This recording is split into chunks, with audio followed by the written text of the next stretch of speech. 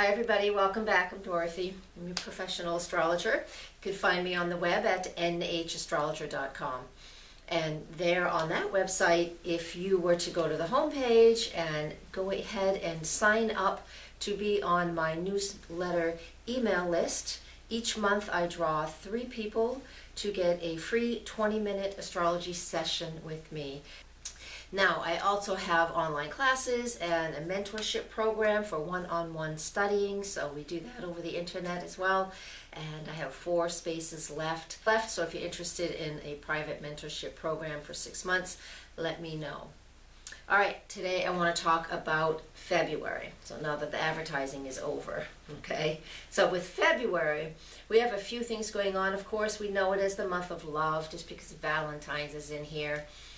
Some of the things that are going on this month that are just general for everybody is the thing I want to focus on first off is on February 13th, between the 13th and the 15th.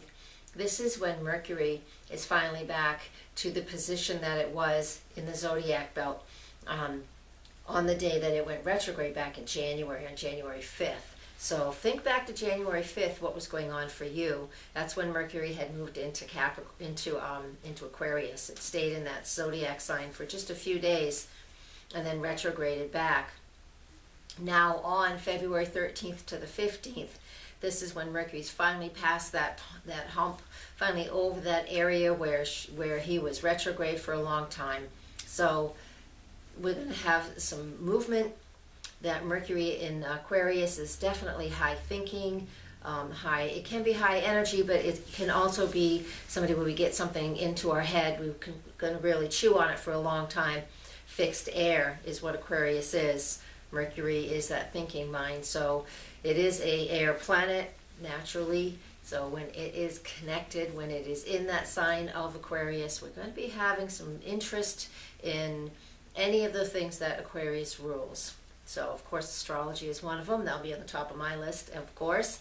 Anything that's technologically, anything in that category, right?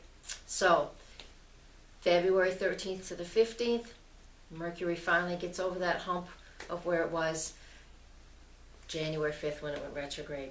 So that means we get to move through some stuff, okay? We get to start really moving into the Aquarian energy and that unique piece of communicating. And February 14th, of course, it's right in the middle of this. So what goes on February 14th? And this is energy that we're all going to play into.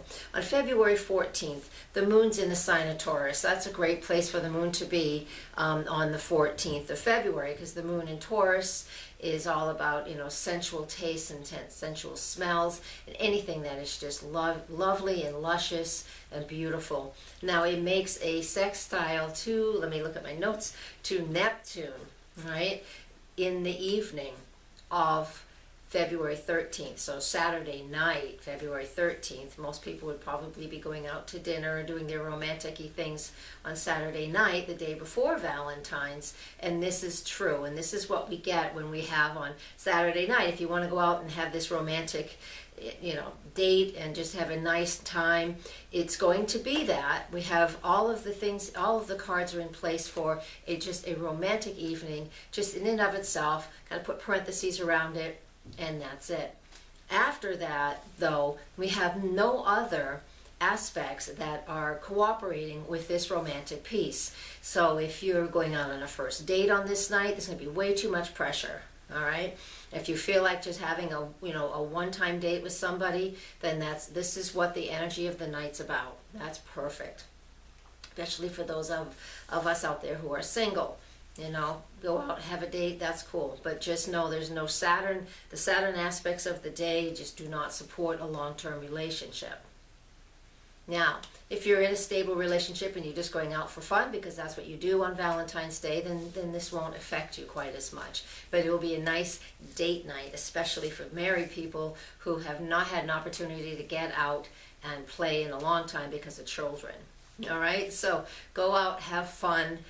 Just know that Saturday night, if you're going out for Valentine's, even if you're not going out for Valentine's, if you're going out Saturday night, it's just a night to have fun, enjoy good food, good drink, good company, and just know it's a great memory that you're making. And that's what it will be. That will be it. Doesn't have to go any further than that. So it sounds like a great night to have fun and have a party. So I'm going to leave, that's the general piece. So now I'm going to get on to a little more specific things for each of the zodiac signs. So that's next.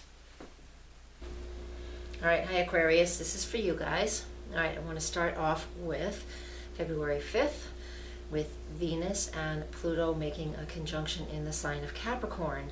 Now, when these guys are conjunct the way they are, this creates a very intense personal emotions. Some people it will create drama, being that this is in your solar 12th house. What this creates is hidden things can come up. So some hidden fears, hidden things about what you really, really value in life and love and relationships. And so we're feeling like we're being held back in some ways. But now that Venus is just going to come through and make that quick hit to Pluto, and that point where Pluto is at this point is really important, because Mercury was retrograde and is still retracing its steps, but it really hit those points, connected with Pluto for a long time.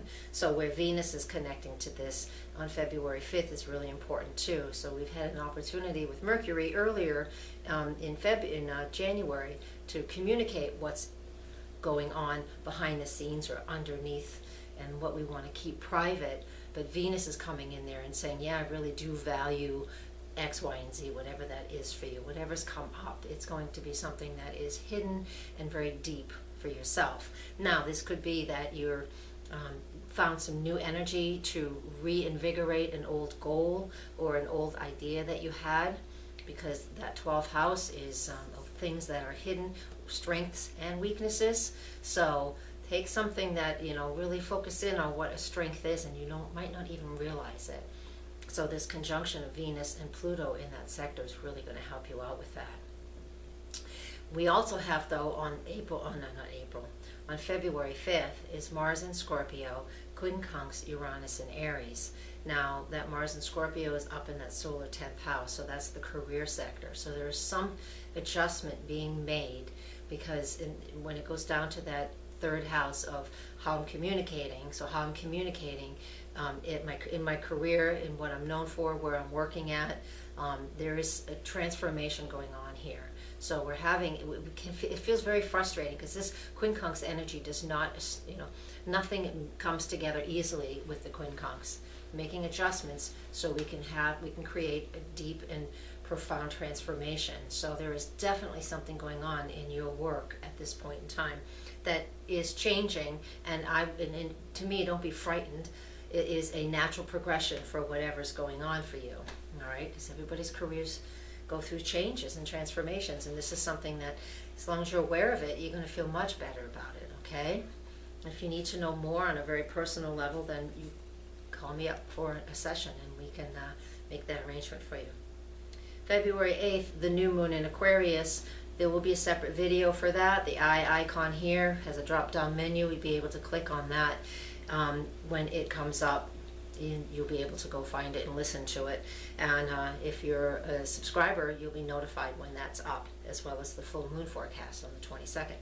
So briefly, the new moon in Aquarius is in your first house, and you are an Aquarius, and so this is the new moon once a year for you guys. So set goals, set intentions, write these things down. The exact times will be in the new moon video, so you can really work on making new steps this year, because this is your new year. January 1st is not your new year. That's for Capricorns. This is your new year. So with the new moon in your zodiac sign, take the opportunity and write out some new goals and what it is that you want. We also have February 10th. I'm going to go right into that. And that is Venus in a trine aspect to Jupiter. See, I'm just looking at my little glyphs here. Venus trine Jupiter, that's from the 8th house to the 8th, from the 12th house to the 8th house, right? And so this is an earth trine. This is really good energy for manifesting whatever it is that we need to manifest in regards to our love relationships and calming down some, really not calming down our finances, but really seeing what is clearing the deck and seeing what our financial situation is like and about. The trine aspect is a very good aspect, and so we get to use that as an opportunity to really focus in on what we want, what we value in regards to relationships and money. February 22nd is the full moon, so come find that when we get closer, but that's in your solar 8th house where Jupiter is, and so there is this financial focus this month for you guys. It's not necessarily about love relationships for you, because the 8th house is active, Venus is active, and so all of these things represent finances. And so with that full moon in Virgo, this is an opportunity for you to figure out how to pay off debt and how to maybe work through what's an estate. If you have somebody who has left an inheritance, there you go, struggling for that word. And so that's that 8th house full moon. So you have some things to focus in on, letting go and allowing the things just to be what they are and not being so hung up on something. We also have on February 28th the sun making a conjunction to Neptune, and that's in the sign of Pisces. And so your solar 2nd house, again, that's all about what you value, how I earn my living through using my skills and talents. And if things have felt a little foggy well, when the sun comes through for a couple of days around the 28th of February, the sun always clears the fog, and so you probably will be able to get a clearer picture of what it is that has been shifting this whole month, and you will know what you value a little bit better than when we started the month. Okay, now let's get a little more energy. I love these. I picked 3 cards for you guys, and the first card is the solar plexus, chakra number 3. And so trusting your gut instincts is super important. Aquarians, you guys have a higher vibration than most people, but you can get pretty fixed because it's fixed air. You can get pretty set in your ways, so allow those higher vibrations to help elevate you just a little bit so you're not quite so rigid, all right? And trust that your gut, because that 3rd chakra is all about that. We have prosperity begins, so working on that Venus energy that is really strong and dominant in the chart this month, as well as Jupiter in that 8th house. So really getting your finances in order.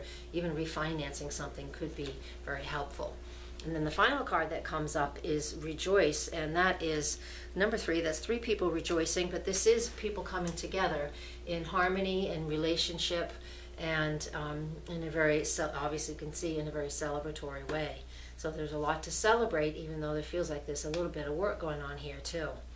Okay, so do your best to allow that fixed air energy to move a little freer. So like the Capricorn before you, they like to take certain set steps.